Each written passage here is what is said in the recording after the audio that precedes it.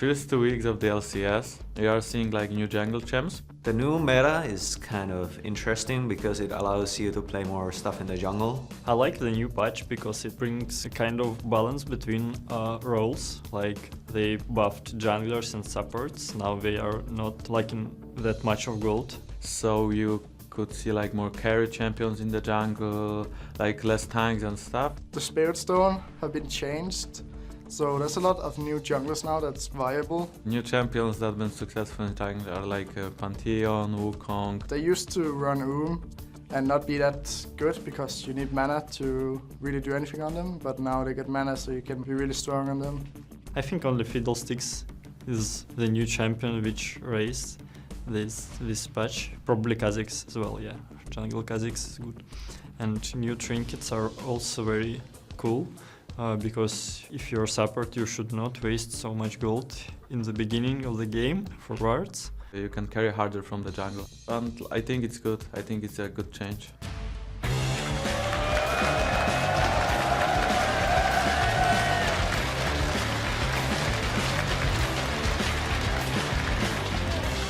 Welcome back everyone, it's time to get the games underway with our first match as Gambit take on Alliance. Now Gambit went 1-1 last week, beating SK Gaming but losing out in that great game against Rockout. Now I have to say Gambit don't look quite like the same monsters we saw during the 2013 season. No, definitely not. And I think the loss to Rockout was actually due to the team playing very defensively. They had Orion in mid, was a safe pick. Shen in the jungle. You know, Diamond Proc said he didn't have really time to practice. And I just don't think the composition worked for Gambit. Diamond went 2-4-2. Alex went 1-3-0. It's just not what we're used to seeing from them.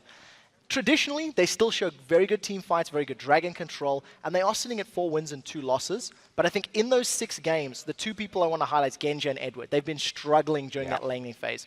Edward has given up first blood 3 times out of those 6 games. And as far as CS numbers are concerned, Genja is the lowest at 10 minutes, the lowest at 20 minutes, and the lowest for 80 carries in all 6 games. So I think Genja and Edward really need to step up. Yeah, it's a bit of a tough one for them down at the bottom lane. Edward coming back to Europe and that bottom lane being reunited. They've still got plenty of time to turn those statistics around though. And speaking of turning around, Alliance, they had a massive turnaround from the first week problems and went 2-0 against Millennium and the Copenhagen Wolves last week. You have to say there were so many noticeable improvements in not just team fighting, but the calling and the rotations in their game. Yeah, the best way to actually demonstrate that was the win against Millennium, how they dealt with Kevin Shen. They would bait out the Stand United. After they'd bait out his ultimate, they would disengage, reposition, and then challenge for a dragon or a tower. And after not showing up in week 1 at all, Froggen really stepped up during week 2. He went 9, 2, and 12, had an average GPM of 365. And after not really making an impact for his team in week 1, he went on to help them win those 2 games last week. Well, now that they've got some momentum on their side, Alliance is looking to put their team fighting skills to the test against the notoriously innovative Gambit. Gambit plays some unusual stuff, but if we manage to figure them out, I think we can beat them. Yeah, of course I want to beat Gambit. It's like always a good team to beat because they're doing so much innovative stuff. Yes, Alliance is a strong team. They're not in good shape on LAN yet, but I think that they got potential to be top team. I think they can be a strong team. They're not that right now. I think they need around a month, like 4 weeks of LCS, to get on the top level and to beat every team that will fall down. Gambit is like a really strong team when it comes to like both laning phase, but especially team fights. It's gonna be a great experience to like test how good we have gotten in team fights versus them. We should never underestimate them because they are a really good team. And I think Froggen really said and hit the nail on the head there when he said that Gambit are not just great in the laning phase, but are famously brilliant at team fighting as well. And that's the problem area for this Alliance team so far. It's really nice to hear both of these teams with only respectful things to say about their opponents. It's non-stop, they do this well, they do this well, they do this well. And you can see they've analyzed the strengths of their opponents, and they're hoping to not get caught up by their own weaknesses.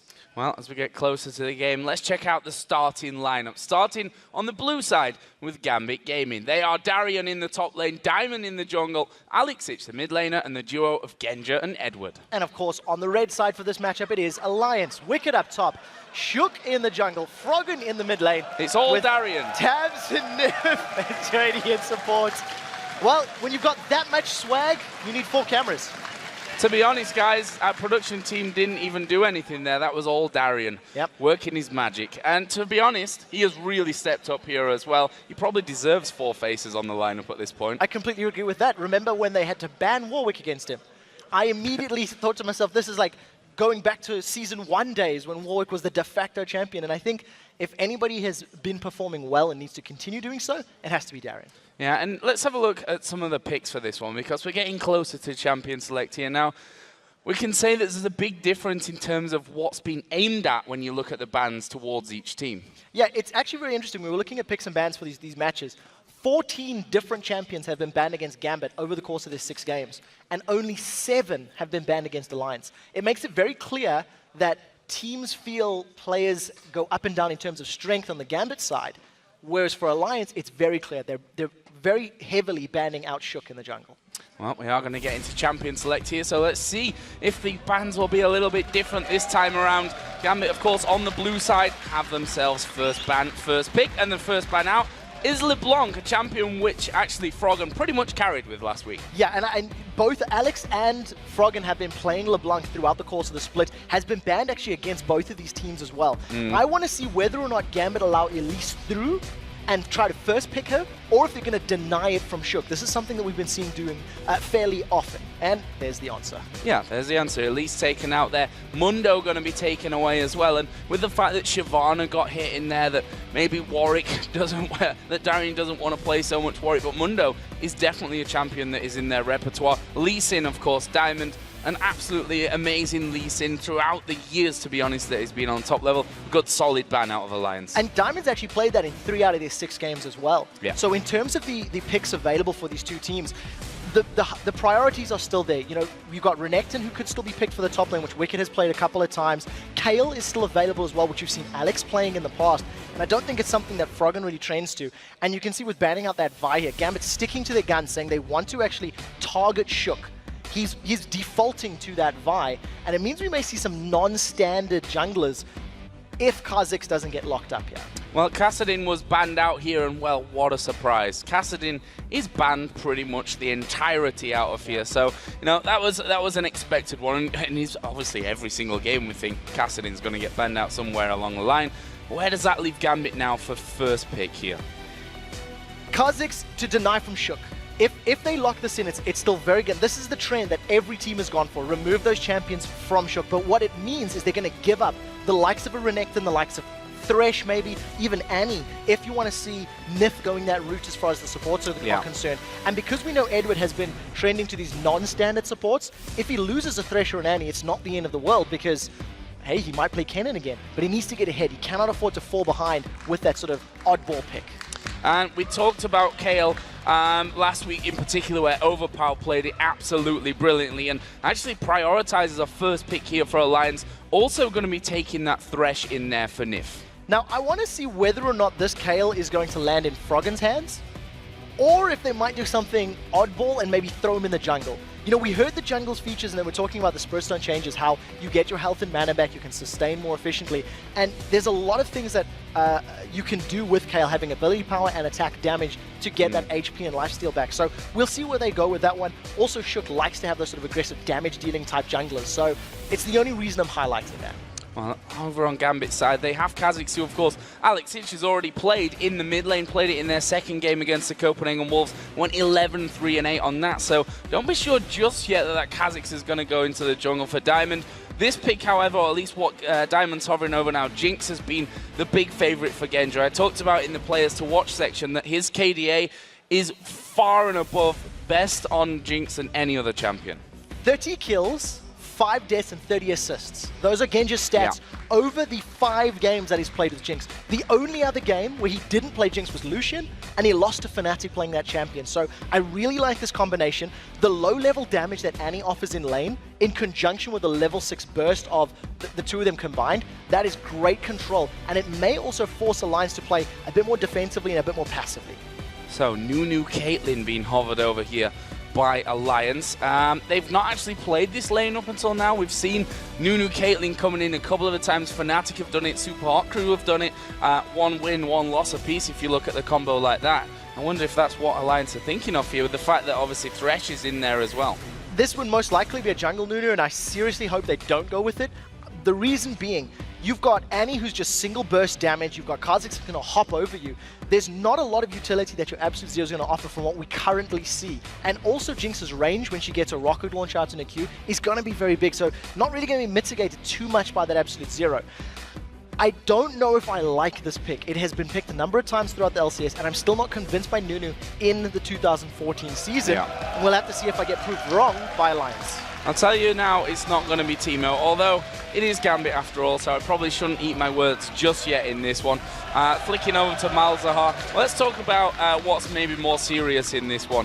We have the Kha'Zix in there, bottom lane is done, which means that we're looking for a top laner and a possible mid or jungle depending on where this Kha'Zix goes. Renekton has to be a consideration here. I think they have to go either maybe the likes of Renekton, maybe even a Shen, because there's so much damage here already for Gambit. If you went for something like a Shen for that utility, for the ability to defend your teammates, that's great. Alternatively, Renekton's a strong one. He wins most of the lane matchups. We're still missing a top laner here for Alliance, and I think if you steal that Renekton away, Wicked's going to be defaulted to maybe a Trundle or potentially the Renekton. Actually, maybe it looks like it's going to be Renekton for Wicked this time. Yeah, and as I was saying, Kha'Zix now looking like it will go into the lane. I mean, we've talked about Eve before, did have the hits, obviously, different missile speed on the hate spike, and obviously her E now is physical damage and not magic damage. So interested to see how Evelyn does in this one. Trundle, of course, the troll for Darien. Probably couldn't be any better of a story. Definitely not. It's an interesting matchup though, because leaving the Renekton open is a bad matchup for Trundle. Renekton should be able to beat Trundle in the early stages of the game, the opening minutes. So, and you're also giving Wicked a comfort pick, something that he's played a number of times and had great success with. The Evelyn, however, the only other player that we've seen doing it is Jankos, and he has made it work.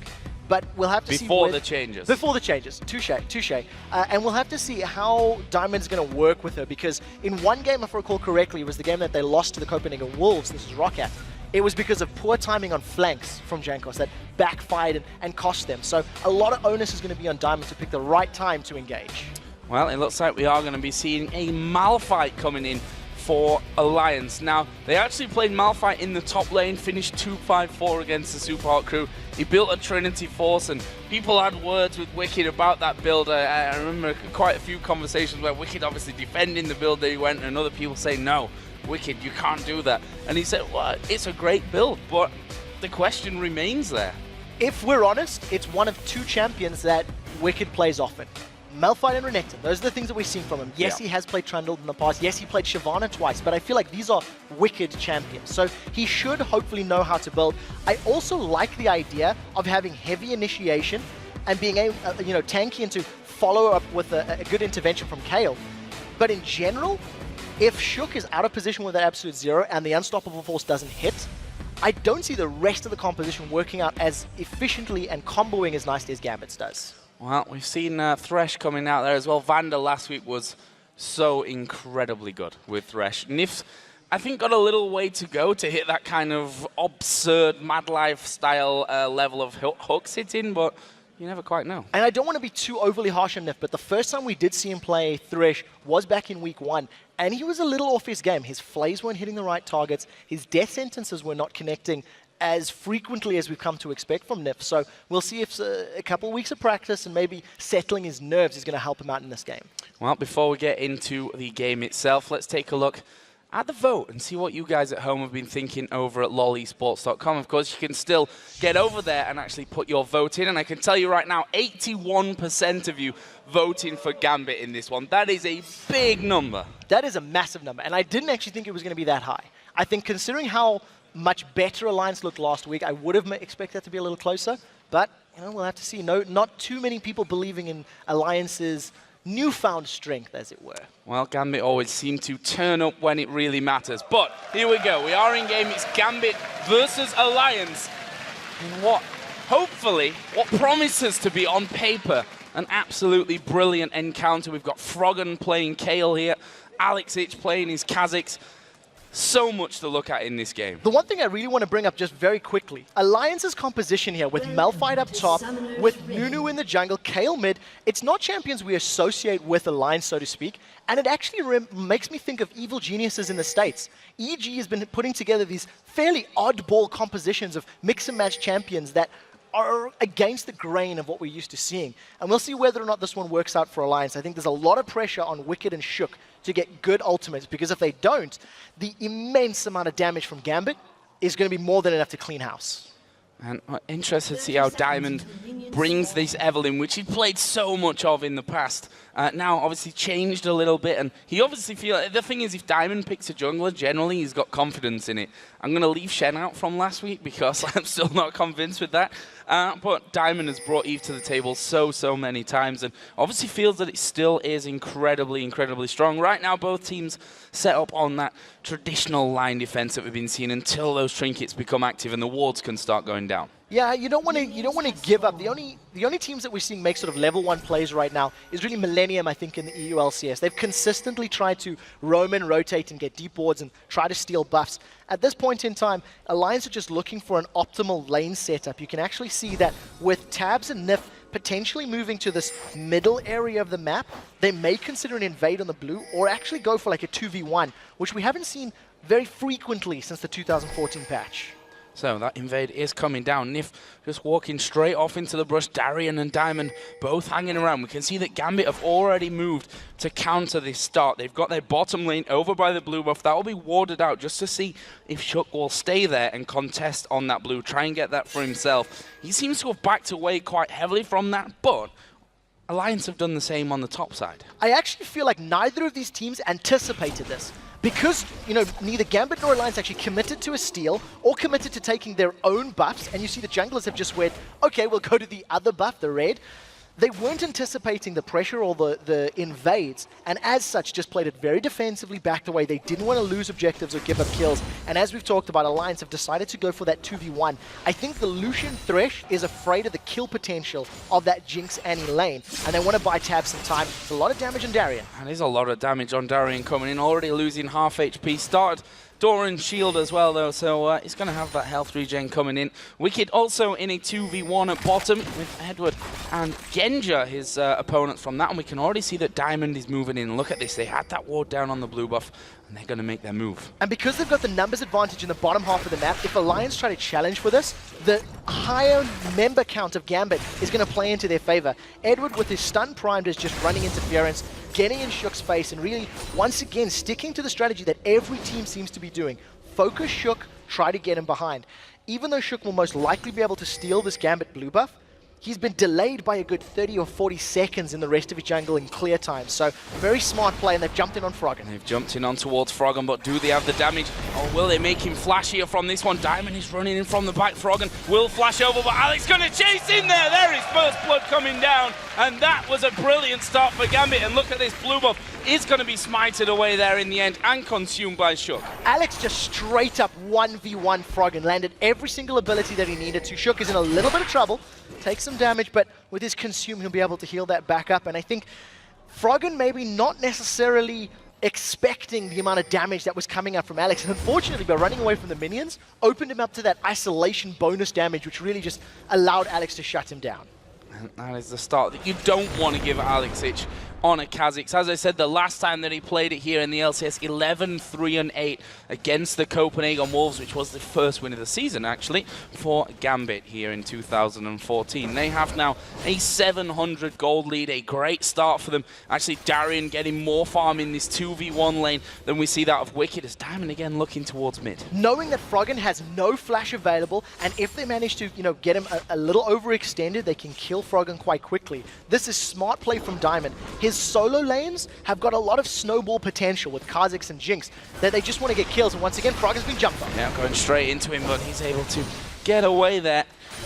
Popping the heal and that speed boost that he gets from it as well, meaning that he can get back to the safety of his tower and trying to put as much damage as he can on towards Alexic there, and Diamond as they push that lane right up underneath his tower. Wicked really not having much fun at this point in that bottom lane. And Wicked's really going to struggle in this bottom lane. In terms of the 1v2, Darien on Trundle's actually got a slightly superior position there. Trundle's passive gives him 2% of an enemy unit's max HP when it dies, so he's going to be able to sustain a lot higher. And with no armor on Wicked's tower, look how quickly Genji's destroying this one. That's a 5.5-minute tower with a couple more auto attacks. Yeah, and actually, there's auto attacks coming in there. Wicked going to get pulled up by the Flame Chompers, and Genji only needs one more hit now on that bottom tower, and that will be gone. Shook is nowhere near ready to save that one. We can see that Alliance are coming down. I have to say that throughout the years, Wicked has been one of the more vocal people when it comes to 2v1ing and 3-men dives onto his tower. It's funny that Alliance should go for this one and leave him at the most vulnerable tower in the game now. Yeah, I definitely think they were afraid of the duo lane, and then after realizing how much damage their tower has taken and that they've lost a blue buff, Alliance has decided that it's probably smart to try hold on to their tower for as long as they can, and that's why they've rotated both Tabs and Nif into the lane. No real advantage has been garnered yet by either Gambit or Alliance as far as the 2v1 swaps are concerned, with the exception of Wicked losing out on CS. He's practically half of what Darian's sitting on right now. This mid lane, Froggen actually winning away on that one, obviously able to keep himself at range with that E, which will pretty much constantly be off cooldown as he starts to level that one up into it. Currently 38 to 29 CS there, so starting on about a 10 CS lead.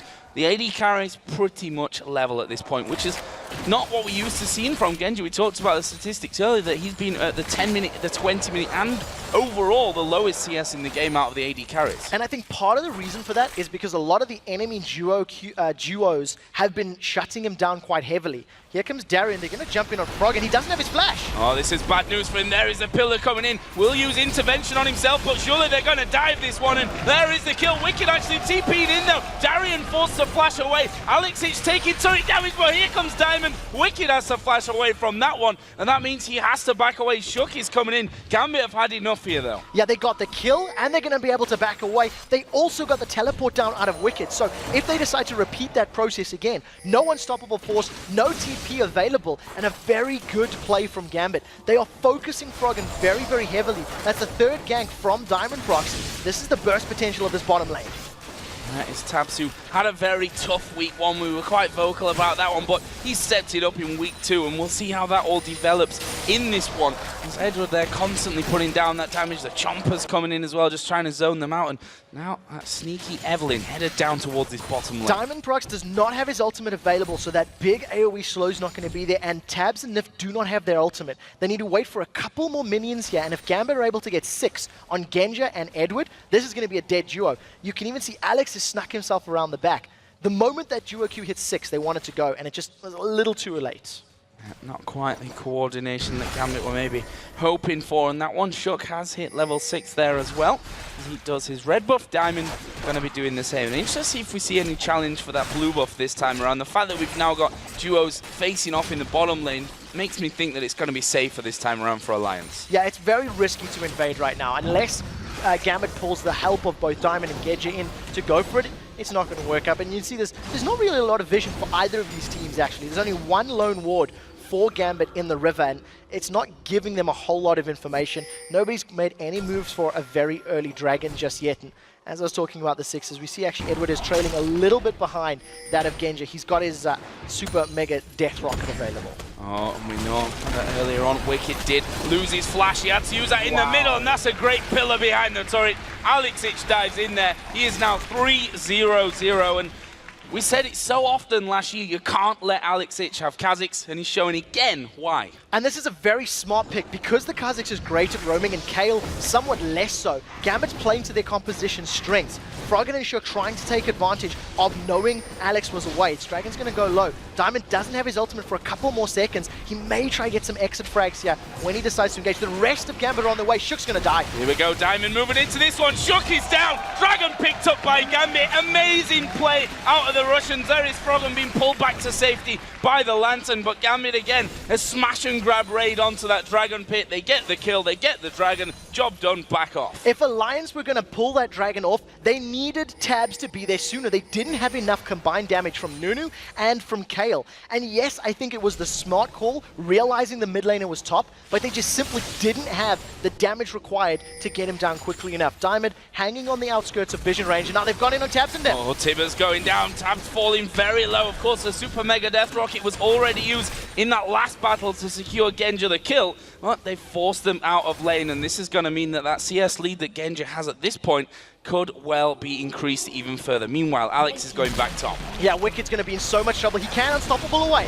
He can, or he can go straight back in onto them. That's going to force Darian to take a lot of damage, but Alex able to pick up the kill, leaps himself out. 4-0 Alexich. Now I want to talk about Alex's roam because he spent more time out of lane than in it. Shook and Froggen are going to try take this tower down, and Froggen not necessarily the strongest of roaming mid laners. Shook's going to go down. Shook, intervention coming in, but Alex is actually coming around the side from this one. This could be so dangerous. There goes Alex diving in. He gets the slow onto Froggen, but can they follow through? The bottom lane not there. Unstoppable force, not unstoppable force.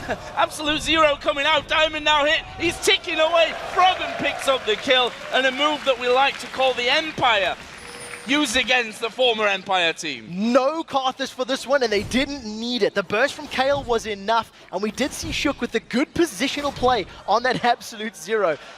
Challenging over the wards as Edward kills Nips and Nips kills Gambits. But I think the one thing I really want to touch on is just how little impact Froggen has had in the other lanes. He's building himself up a 20 CS lead. He does have a kill now, but he's not necessarily a roaming mid laner. This is something that we've seen from Froggen fairly often, actually, and I think this is smart play from Gambit, realizing that Alliance don't play that style of game. Gambit 2-on-1, they're going to get a lot of damage onto this tower. No intervention, of course, here. Darren just going to get to the back of that turret there and try and force them away from it, but with the pressure of Shook coming in. Blood Boil, of course, we can't ever underestimate. We talk always about the AD carries, but on Kayle as well, can be ridiculously strong. I actually think for Alliance, Blood Boil should go to Froggen's Kayle more than it should go to Tabs' Lucian, because Lucian doesn't necessarily scale off of attack speed. His passive gives him that double shot. He likes to build up a lot of attack damage and use his passive for that burst plus his abilities. If, however, Froggen can get all that splash from all that bonus attack speed, that's where Alliance can get a lot of their AoE damage from. Tower did fall in the bottom lane a little while ago, and Genja and Edward are now just trying to shove Alliance back, trying to keep Tabs and Nif on the defensive as long as possible. Now let's have a look a little bit down at the CS totals here. Mid lane still in favor of Froggen quite heavily with that Kayle. Well, you probably expected the fact that Alexich has spent a lot of time up on that top side of the map as well, really camping Wicked out. He's had not a fun time, I think we can safely call this one, in that 1v2 lane, being kept out of the CS constantly. When he finally goes into 1v1 in the top lane, he's already used his flash in middle as he TPs in, and they just camp him twice, get the kills on him twice. And of course, he's playing a champion that doesn't necessarily pull himself back into the game. When you look at a Malphite who is unable to use his ultimate, hit multiple people, and then continue being a presence in the team fight, you're effectively fighting a man down. So for the decision-making to camp Wicked, shut him down, realize no teleport available, no flash available, and then repeat gank. It's the same thing they did to Froggen in the mid lane. It's just Gambit not making the same mistakes they did against Roccat and playing a passive, reactive team comp. Gambit doesn't play to that style. They're good aggressive, they're good in your face, they're good at finding things to do. See there that Edward having a couple of problems actually with his mouse here, and he's got his bag, which I hope contains a spare mouse for his sake, so that he can get a new one plugged into. This one looks like he's actually undoing his mouse right now, and well, that one can maybe go in the bin. New one going to get plugged in, and Edward can get back underway. Currently 0-0-1 on this Annie, with Genji, who's on 1-0-0. They're ahead in CS, albeit by 4, but they're doing a great job in this lane. We talked about how key this bottom lane was to them in this game, that they played it safe, that they've given up that first blood in half of the games up until now. Yeah, and I think that there's two things I quickly want to talk on, just in terms of some of the items that we're actually seeing. Trundle up top, being played by Darren, he's gone for the Tiamat build, working his way towards Ravenous Hydra. That's actually not what we've seen other Trundles do. A lot of other Trundles work towards Blade of the Ruined King first. And I quite like that, because the extra splash damage with a lot of attack speed from his W is going to give you very good split pushing and wave clear, which I really like. And something that I had a discussion with Defishu about, seeing if we're going to see Eve in the jungle, which spirit item is somebody going to go for? And Diamond has gone for Spirit of the Elder Lizard. Yeah. He's gone for the attack damage item, which was not what we were expecting. We were anticipating still to go the Spectral Wraith, still go like Spectral Wraith, DFG, Sork Shoes. And he's actually going for an AD-centric item. So when we get back into the game and we start looking at how this game progresses, I definitely want to see how Diamond in particular itemizes this new 2014 Evelyn, because he's basically the de facto Eve player. Yeah, he is an innovator in the jungle, so if anyone's going to change up a build and make it successful, well, you'd probably imagine that it was going to be Diamond. But we are going to get back into game here then, as it seems like Edward's mouse is now fixed or replaced, as the case was there, and he'll be feeling a lot more comfortable, and he's moving around the map there, so we can see that everything seems to be okay, and a second tier map being picked up here for Alex Ich as well. Yeah, you know, the Kha'Zix is going Ravenous Hydra as well as also something that has been a little bit more standard these days. Wicked just taking so much poke from Darien, chomping him away, and if you look at the item difference with the Tiamat and the Merc trades, he's facing off against just a Sheen. Wicked's going for a Triforce Malphite once again.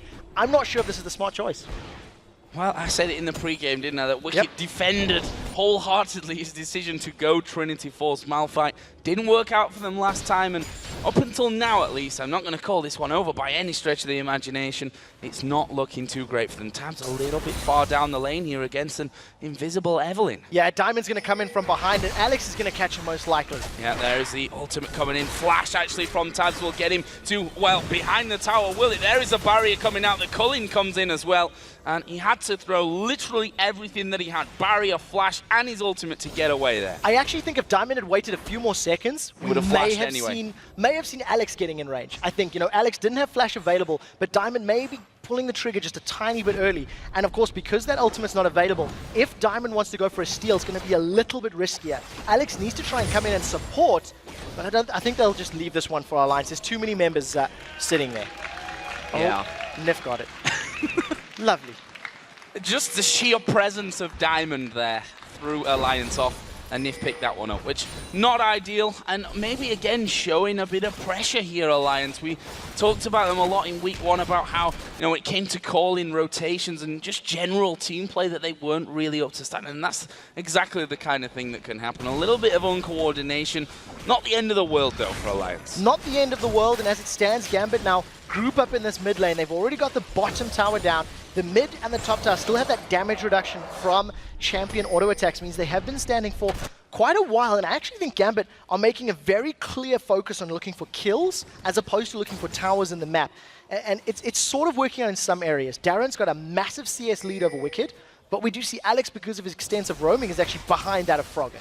Yeah, he's going to get himself some freebies down on that bottom lane, though. Now a nice big wave pushed up for him that Tabs was trying to hold in the middle of that lane so that it wouldn't push back out. Shock, in the meantime, with his red buff now burning, is looking for some options around about Dragon, which is in great timing. 14 seconds until that Dragon goes up. Again, Deficio pointed this out the other week, that people don't like to go through that brush that more often than not actually contains pink waters. Darien, I think, wanted to go for Wicked there, was minion blocked. Yeah, Darren wasn't able to carry on chasing, decided not to flash for it. Instead, he's going to keep Wicked down, force him to get a tower, and most likely then rotate down for the Dragon. If the Dragon fight starts out, Wicked does have his teleport available though, so we need to make sure Alliance don't group up here, as that could be the only way for Gambit to get caught out. Alex is going to play the flank game, and I think Alliance might be caught out here if Gambit decides to go in right now. Or if they get them low enough as well and those resets start to come in, that's where the Kha'Zix gets really scary. We see that Dragon is going down low. This time though, there is no challenge from Gambit Gaming, and that will be picked up by Alliance. A welcome pickup as well. However, Gambit now got the positional advantage, looking for a bit of damage on mid, but Alliance do manage to get back around in time. Yeah, that was a little strange from Gambit. I think they had the potential to gank quite nicely. You know, every ability was up as far as Eve's ultimate as well as Annie's, and Darien actually was continuing the split push. With this Tiamat in his back pocket, he's got a lot of wave presence that Wicked simply cannot respond to. There's some splash damage from Malphite, but not on the same level of the attack damage and the splash that you can get from that Trundle with Tiamat. And once again, Alex, he wants to kill Tabs. I mean, he's basically been camping this bottom lane for the last 2 minutes, minute and a half, 2 minutes. He's really looking for another kill. Now we see Pink Ward finally taken away by Diamond, revealed his position just a second ago as he was looking, I think, to join Alex Ich down in that bottom lane and seeing what they could pick up via Tabs and Nif. Well, Alex is just quite happy to farm that lane out right now. 106 CS, still 30 down on Froggen. But as far as gold is concerned, it only actually equates to about 700 gold total. And he is still sitting on 1400, so we'll see when he decides to pick himself up on his next back. But as it stands, Gambit's still growing this lead. It's 4,000 gold right now. They've got 2 towers to 0, and they want to steal these blue buffs. The previous one, they applied enough pressure that Nif accidentally took it, and I think Gambit are trying to just force Alliance to defend. See there in the top lane, Darien is having a field day against Wicked right now. Got that Ravenous Hydra finish. You see that how low the turret is at this point. Wicked just cannot compete with him. No, there's nothing that he can do. And of course, Darien, every time Wicked wants to try and fight, Darien's going to sap his attack damage, and if he goes in with his ultimate, going to steal his defensive statistics as well. So Wicked is really never going to win. They catch Shook. Oh, they catch Shook, but he doesn't stand on the Flame Chompers. Meanwhile, in the top lane, we actually see Darien being chased down, but can they lock him up? There's a flash away. His ultimate helping to keep him healthy there, and he goes straight down into middle, where it looks like the tower's going to be taken down. There was an absolute zero, which didn't really do a whole lot to stop this turret pressure, and that will be the third of the game being picked up here for Gambit. Yeah, Darien's still sticking around, but he probably needs to back away. If Gambit had stuck there, maybe Froggen could have gone in for another kill, but no unstoppable force. It was used in that top lane trade, where Alliance were able to at least push Darien away, slow him down a little bit, but now Gambit have got all three outer towers, and they're definitely playing a split push game. They want to now get the top and the bottom towers, and they might go for like Darien split pushing top, Alex split pushing bottom, and the three-man sort of hanging around mid, where Diamond can roam looking for kill potentials. And there was Alex going again down to that bottom side. Diamond, of course, has had sole run of this blue buff. Alex keeps saying, you know what, Diamond, I don't really need that one right now. You keep hold of it, get on your jungle path. He's about to hit 100 minions to the 67 of Shook as well. He is sat at 0-1-1 at this point, but Alex has just seen Shook coming in there. He was up in the enemy jungle, but saw a couple of them coming down. He decides, I'm going to back off from this one and probably finish himself an item from this one. Obviously, already got that Tiamat in there, got the Brutalizer in there as well, and is that Ravenous Hydra finished off for him? Yeah, he'd been sitting in that jungle for a very long time, really just waiting to see if anybody was going to overstep their bounds. On the previous back, he's also picked himself up that sweeping lens trinket this time around. And you know, as far as the trinkets are concerned, Gambit now with 2 sweeping lenses, going to try to play the deny the vision game. Diamond is going to come from the side, and this is definitely something that Gambit could tower dive, because Darien should be able to just tank that tower for a long time. And the rest of Alliance are going to try to support, but we'll have to see how quickly they can get to this top lane. To be careful of it. Alliance are actually in the top side of their own jungle, as well as Wicked trying desperately to hold Darien off. And honestly, with that Trinity Force in there now, he's going to be a little bit stronger to hold Darien away, but I'm not sure how scared Darien really is. And we can see him just roaming through, going to spot himself Shook, which he'll do a little bit of damage to. Backs away from it, actually using the active from that Ravenous Hydra as well. Shook not going too low though. He's got that red buff in. It's pretty tanky by now. Yeah, he's got a little bit of HP from that Sightstone and the Spirit of the Ancient Golem, but we're not seeing a lot of impact from this Nunu. I mean, he's used one ultimate, yes, he got a kill. Blood Boil hasn't helped them push down towers. He hasn't ganked at all. He's only been farming, and he's behind on CS to that of Diamond Procs. He may actually get caught out as Edward and Diamond find Shook. I'm not sure if Diamond got the damage for this one. It's going to force Shook away, and oh, there was the Super Mega Death Rocket actually being thrown out by Genja. A little bit ambitious there, but we could see shortly that top turret was finally finished off by Darien, and he's just been beastly this match so far. And just to continue talking about the Nunu, finally Alex finds tabs. Yeah, but again, forced away underneath the turret, maybe a little bit too far in from that one. Meanwhile, we are going to see Nif going low here. Ignite was down. They finally killed off Darien in the top lane. He's drawn 3 of them out, though, and this is typical Gambit style. Let Darien bait them into killing him, and then take objectives elsewhere on the map. Definitely worth it. Trading your top laner for an inner turret that you can then rotate around, get better control on blue and better control on dragon. I think that is a great call from Gambit. And you know, what does Nunu offer in a tower defense situation? He's got no wave clear. He's got little CC that's hard. Yes, he can run forward and then absolute zero, but if your enemy is already 6,000 gold ahead and can insta-give you, it's not a lot. Froggen forced to use that intervention just to save his own life. And I'm just wondering to myself, the only way for Alliance to get back in this is to have better vision and to basically catch Gambit off guard. They need to initiate with the Kayle and Malphite combination, find kills, and push Gambit out of their half of the map, because Gambit's basically been living there for the last 5 minutes. See that the Giant's Belt has now been added into Wicked, who did get himself that kill onto Darien earlier, so that certainly helped even out a little bit of that CS in the top lane that is so far behind. Junglers, again, very much in favour for Gambit. Froggen doing a good job, as we kind of expect from Froggen when it comes to farming. He's a 50 CS lead, but Dragon is now up. Gambit have complete control over that one, and Alliance aren't going to come anywhere near it. No, they won't be able to challenge. Because of the massive item advantage now that is sitting with Gambit, that's their second dragon of the game, I think Alliance are a little bit scared to pick and engage. Diamond now is going to get caught out. He's actually somewhat surrounded by Alliance members, but he's got a lot of support following him up. And you can still see Gambit, they're playing the map this game. And if somebody from Alliance is a little bit out of position, then Gambit can go for kills thanks to the damage champions they have. And they got that pink ward on Baron. They start to close in a little bit towards this top lane, and Diamond going to reveal himself. Are they going to push through from this one? Darian was a little bit further behind. Edward actually watching off to the side by the tri-bush to see if he could get Tibbers down onto the head of someone, but Alliance, I think, wisely backing away from this. Not going to get into any kind of fight when they are 6,500 gold behind now, and we're only 23 minutes in. And you know what I think is very scary for Alliance? Is they need to keep a second eye on Baron at all times. The amount of damage that Gambit's composition has, they can shred through Baron very, very, very quickly. With Kha'Zix's isolation and all the free attack speed stats that Darian's going to get with Trundle and, of course, Jinx, if they focus down Baron super early, it's definitely going to be able to, you know, solidify this massive lead. And you can already see Diamondprox going with another interesting build. A Birchwater Cutlass picked up, so he's definitely going for that more attack damage, sort of right-click build on Evelyn. Very interesting to see how that one keeps developing. Alex actually, despite that early start to things where he, you know, had really been able to catch people out, obviously he's transitioned more into that split push, heavily on this bottom lane right now, not being able to pick up kills in the last couple of minutes, but that may all change because we've got Diamond coming in from the side. There is a dive in, unstoppable force used by Wicked, flash used by him as well, and that will be Gambit probably laughing with happiness from that one. Unstoppable force, flash down, that means that the hugest part, maybe almost the only part of initiation for Alliance is now gone. Yeah, with the exception of a death sentence, there's nothing else Alliance can do to surprise Gambit now. And, you know, just going back to some of these item builds, if you look at the bottom half of the map, you've got Genja with a fully completed, fully stacked Bloodthirster, the makings of a static Shiv. Oh, Shook was very brave to throw that ice ball out.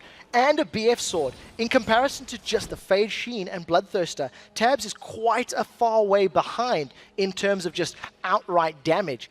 And it's going to be very difficult for him to make a meaningful impact when he's got so many damage sources that can chase him down. No, with 5 towers down here for Gambit, obviously it's the only inner turret that remains is in that middle lane. That's something that Alliance need to hold on to at all costs here, because once that one goes down, they've got nothing left outside of the base. It means that they are far less safe to go anywhere near their own jungle, which you can see they're making sure that they're grouped up while they do that one right now. Nif actually moving into the backside of the Baron pit. Yeah, he may get caught out. Darian coming in, Edward off to the side as well. And there was the scan coming down, not revealing any wards though, sadly enough, for Gambit there. That was Edward just using his. Alliance grouped up as 5. Well, they know that without vision, they're always in danger. Yeah, and knowing the strength of Gambit now, we talked about the Baron that they could do and the fact they can kill it very quickly. They can now start playing the baiting game. Deny the visions with the sweeping lenses, catch anybody that you can, and try to secure kills that would lead to the objective. Diamond with those boots of mobility, and his W is able to put down a lot of damage and be extremely fast to run away and basically control entire areas of the Alliance jungle. Alexic going back to a single lane on his own and pushing that one out, while Froggen here putting down some good damage towards Darian. I think they were edging forward to maybe have a go. Unstoppable Force is now off cooldown. That means that they can fight again, albeit it's still very risky. And that's not the target you want to hit. Even if you get a lot of burst down onto Trundle, he can throw down his W's, use the ultimate subjugate and regenerate a lot of HP back. Now that Gambit have got a position on this Baron, they've got a Ring of Vision, and the rest of their team is running interference. They're relying on the single target damage of Kha'Zix and Eve, and Diamond's running low, but I think he should be able to get this before Alliance can get in range. Look at Edward's position there, basically saying, my stun's ready, I've got Tibbers off, off cooldown and ready to go, and that's a 2-man Baron. So expertly done. The control phenomenal from Gambit. Gambit didn't even need their whole team. Because of how far ahead and the way they've built their champions is just working in their favor. Now they can start sieging. I think Jinx is a very good siege champion. She's got a long range with her rocket on the switcheroo on her Q. She can sit fairly safely back. And if anybody starts to initiate, Pillar's going to throw up his... Trundle's going to throw up his Pillar of Ice. You're going to put Flame Chompers down. And Alliance cannot get over that as a team. Alex and Froggen are about to duel 1v1. Froggen started. Yeah, there is a slow coming down. Alexic actually popping his ultimate, and there is half of Froggen's health gone. He will use the intervention. Alexic going to jump back into the absolute zero. A little bit too cocky there, Alex. I don't think he expected the damage that they were able to put back. He thought that he was able to finish off Froggen. Not the case, I'm sadly afraid. And that was definitely the combination of that Blood Boil as well as Kale with her Righteous Fury just slamming down all of those auto attacks. It allows Alliance to pick up their third kill of the game, potentially this tower, but Darien is going to interrupt it. He's not going to let them have it. He's actually defended fairly effectively. He started a fight now. Oh, and there goes Tibbers down. Flash Tibbers, in fact, and that is a dead Froggen. What a way to turn that one around. Losing their mid laner, almost losing the turret and reacting so quickly that they're able to stop that happening and pick up the kill on Froggen. And so importantly, it was within 30 seconds of Dragon respawning. So now Gambit can group up around the Dragon pit, potentially go for the objective, or maybe even try to set up like a death push, as it were. You can see Tabs, he's just going to dash over the wall with that Relentless Pursuit. And Gambit actually, they've decided they're even hungrier. They want the tower instead of the Dragon. Well, Wicked has finally got rid of that tower in the top lane. That is the first of this entire game for Alliance. There's culling used by Tabs just to make sure that wave in mid is cleared, but Diamond has just gone back tough, soloed the Dragon, and that turret is already down to half HP. The definite target here for Gambit, and the one that Alliance are looking to hold on to at all costs. I absolutely love the Blade of the Ruined King that's been picked up by Diamond Prox. Not only have you got these unique forms of CC from everyone except Annie, Flame Chompers, the Pillar, you know, there's a slow on Kha'Zix. You've now got the slow from Eve's ultimate, as well as the slow that she can get from Blade of the Ruined King, allowing her to duel and split push, and once again, control the tempo of the map. The rest of Gambit are still sitting in the middle lane, but I think until Diamond gets there, I don't really expect them to start a 4v5. They're ahead, but I don't think they can play that bravely and get away with it. And they can expect Diamond to be hanging around there. Pretty obvious stuff. As you see Alex Hitch move away, this is just textbook split push right there. And just walk straight in. Darien quite happy to tank it up. And that is that final inner turret of the game going down. Only the base of Alliance now remains. It is a little easier to defend. So the Absolute Zero from Nunu becomes a lot more powerful in these tight chokeholds. But once again, Alliance need Gambit to jump on them, then respond with the Unstoppable Force and the Absolute Zero. They have caught Darien just a little bit, but they're not going to engage, because look at how many members of Gambit can flank. So I think that was a wise call from Gambit to walk away, and Darien just lifesteals off half a minion wave. Easy peasy. Alex going back for the white as well.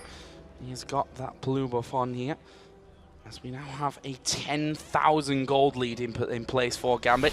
And then pushing the waves up here. That bottom lane is finally starting to push out. Top is actually nicely pushed out as well, but Gambit moving in. Yeah, Gambit were able to push Alliance up through the north to go for the top tower, and there's the tower, the fight! Unstoppable Force to the backside of them, and actually good damage coming onto Edward here, but the rest of Alliance taking a lot as well. Intervention comes on towards Wicked, but that is a lot of damage. Shook is super low. He flashes away. The zap not hitting.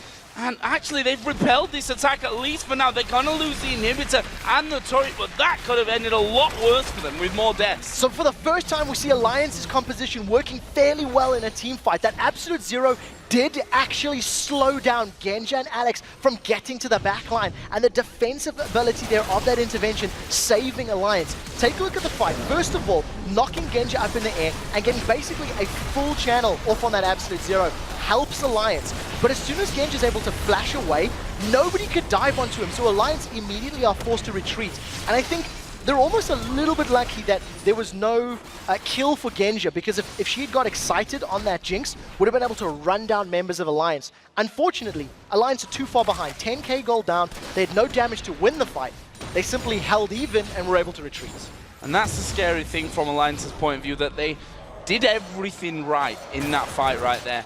And they still were only able to take down the support, and only were able to just walk away with 3 members critically low from that. And as you said, one kill coming in, an assist for Jinx, and that would have been maybe the end of 2 or 3 of them, and possibly the game. But crucially, they've held on to it. And you can never, ever, ever count out a team like this, especially a Nunu with a Baron coming up here in 2 minutes. That's an opportunity for Gambit to lose out on something big. Now, something we just noticed as well, Genja just back, finished off an Infinity Edge, a Static Shiv, and picked up a pickaxe. I quickly looked at his gold. He was around, oh, Tabs is in trouble. Alex, oh, actually wisely, realizes Froggen's there and backs away. Genja was sitting on 4,000 gold when he backed, which means he had around 3,000 when that fight happened. If Genja had all those additional stats, that fight would have been a lot more in favor of Gambit. Now here's the Blade of the Rune King. Blade of the Rune King coming down. Here comes the Troll from the side as well. Pillar going in. Intervention going to be used. Wicked is there as well. But Alex now joining the fight from the back. Wicked was a big tank at the front of it, and it looks like he's managed to keep them away. Darian pushes them off as well, but Shook now caught out in his own jungle. Tibbers comes down. It's 5-on-4, and this is going to be defense for our Alliance. This is going to be such a difficult defense. They do have unstoppable force from Wicked, but there is no culling. There is no intervention. So if Gambit group up and shove this bottom lane to try and get another inhibitor, that would be very difficult for Alliance to defend. Darian, he doesn't care. He's just going under the tower with the super minions and pulling members of Gambit with him.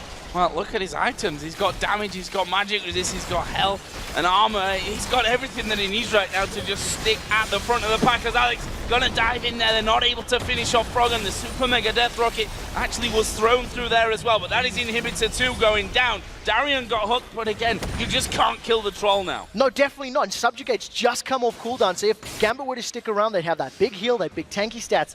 10 seconds on Baron, a minute on Dragon, with 2 waves of super minions pushing into Alliance base. Gambit should back away, heal, maybe set up wards, and then go for the big objectives before potentially pushing down the top turret. Something we see Gambit do very well, though, is finishing games out once they've got either the Baron or the inhibitors. And 2 of them, hey, now half down, and Alex each actually going to get caught out from this one. Is he going to be able to escape from it? The hook not landed onto him, but it's Froggen that finishes off in the end. Now Darian caught out. Wisely, Genja runs north there to try and get out of things. Darian going to flash over and actually able to escape from that, but it allows Alliance to move towards Baron. I don't think Alliance are going to be able to get away with this one. Genja has still got full health, Diamond has got full health, and his Agony's Embrace.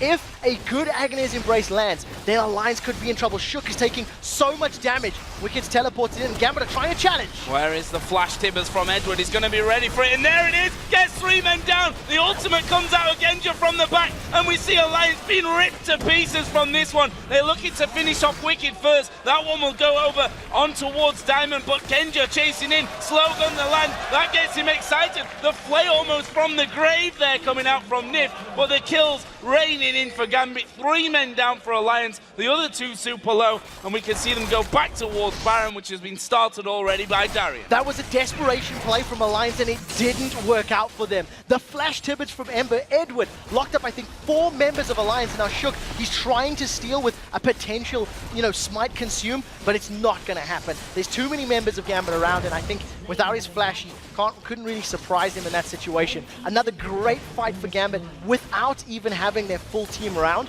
but when you've got a 15,000 gold lead, you can afford to make those plays. The mid inhibitor actually did respawn there for Alliance, but because they weren't around, the super minions took it instantly down again. So that leaves these 2 inhibitors open. Genja is pushing the top lane. Alex Hitch wanted a bit more gold to take home with. He's now got that Black Cleaver, Last Whisper, along with his Ravenous Hydra. And I'm guessing that it's going to be a Guardian Angel that comes next for him, if it gets to that point where he does go home to buy. Yeah, why not? I mean, you've got so much damage you can play. You can jump into the entire team, come back to life, and just carry on wreaking havoc. But what I like about Gambit's gameplay throughout the course of this match is that they've rotated so efficiently. They've only picked fights when they were comfortable for it. They've been pushing for towers, I think, as a first objective, and then fighting if it would allow them to secure a tower. And it's quite reminiscent of Fnatic's play throughout the last couple of weeks, actually.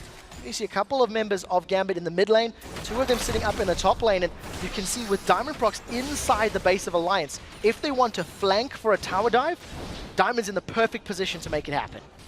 Well, it's Darian at the front there in the top lane that's making sure he just tanks up the turret a couple of times. Going to have a bit of a troll dance, stomp his feet there on the steps, and he just walks straight in there once again. Flame Chompers are down, and they start to focus in on Wicked. There is Diamond coming from the back. Tab's the focus of this one. He's trying to get away. The intervention will certainly help, but he is surely going to go down. Super Mega Death Rocket flew by them. 1 man is already down here, and Gambit are on towards the Nexus turrets. They're going for Darian. They're throwing everything at him, but Alex Hitch jumps in over the top, takes down Nip. They've held them completely out of position, and the Nexus turrets have already started falling. Both of them now are down. The Nexus will be disintegrated, and Gambit pick up a very strong win against Alliance. Incredibly convincing victory.